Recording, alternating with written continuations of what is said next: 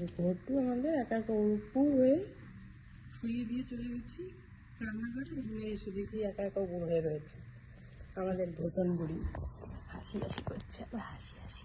বাবা তুমি উপর হয়ে রয়েছো, ভালো লাগছে তোমার? ভালো লাগছে? ওলে বাবা, চলে বাবাটা আমার উপর হয়ে গেছে গো। পাগলিয়া বাবা, পাগলি বাবা।